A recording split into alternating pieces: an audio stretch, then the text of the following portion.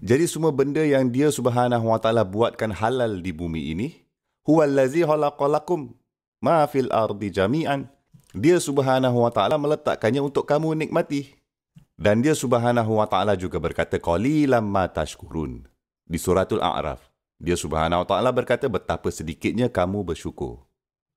Apa yang syaitan datang dan memberitahu kita adalah, baiklah, jika kau tinggal di dalam batasan halal, engkau akan jauh ketinggalan. Ada beberapa benda yang kau layak buat. Kau mahu bahagia ke tak ni? Inilah beberapa perkara yang akan menggembirakan kau di luar itu. Kasih engkau happy. Dan itulah syaitan mahukan. Dan Allah Subhanahu wa taala menghendaki kita terus berada dalam batasan yang halal, batasan yang benar, dan cari kebahagiaan kita, kerana Allah Subhanahu wa taala tidak akan menjadikan kita terlepas daripada apa yang Dia Subhanahu wa taala mahu kita diciptakan. Kerana bagaimana kita boleh bersyukur jika kita sengsara, kan? Kamu bersyukur apabila kamu menikmati keberkatan, kan? Oleh itu Allah Subhanahu wa taala menjadikan halal sebenarnya kaedah kesenangan dalam kehidupan ini dan kehidupan seterusnya. Inilah bahagian teka-teki ini. Apabila Allah Subhanahu wa taala memberikan kita, Dia Subhanahu wa taala tidak hanya menggambarkan halal sebagai halal yang dibenarkan, Dia Subhanahu wa taala juga menggambarkannya sebagai thayyib. Kulu mimma fil ardi halalan thayyiban wala tattabi'u khututis syaitan. Halal digambarkan sebagai baik dan suci juga. Baik dan suci bermaksud ia baik untuk kamu dan itu menjauhkan kamu dari menjadi tidak suci. Apa maksudnya? Semua yang tidak halal bawa satu macam korupsi dan ia buruk bagi kamu dan ia membawa sejenis penyakit ke dalam hidup kamu, masalah dalam hidup kamu.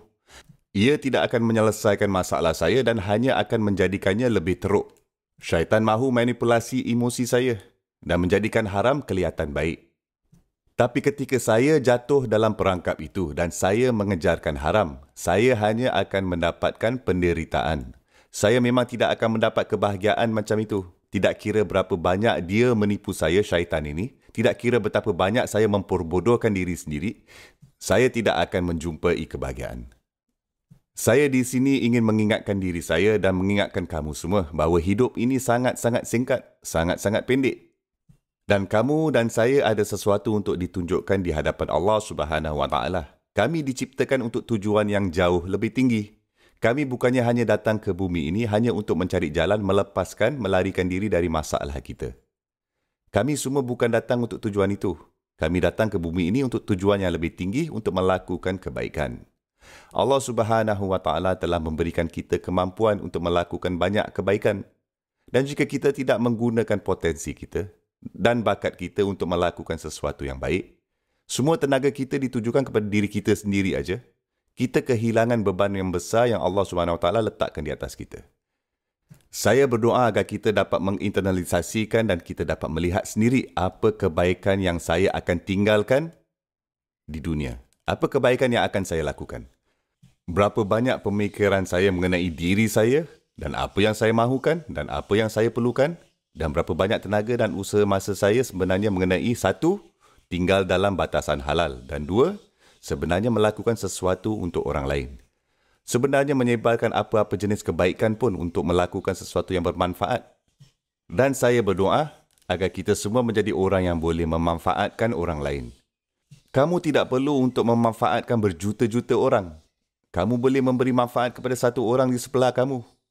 Kamu boleh memberi manfaat kepada kanak-kanak yang kecil. Kamu boleh memberi manfaat kepada ahli keluarga. Selagi kamu menjadi sebagai satu sumber untuk memberikan faedah dan memanfaatkan orang, maka sekurang-kurangnya ada tujuan itu. Lebih daripada untuk diri anda dan diri saya saja dalam hidup ini. Saya berdoa agar Allah Subhanahu wa taala memberikan kita semua itu. Subhanallah.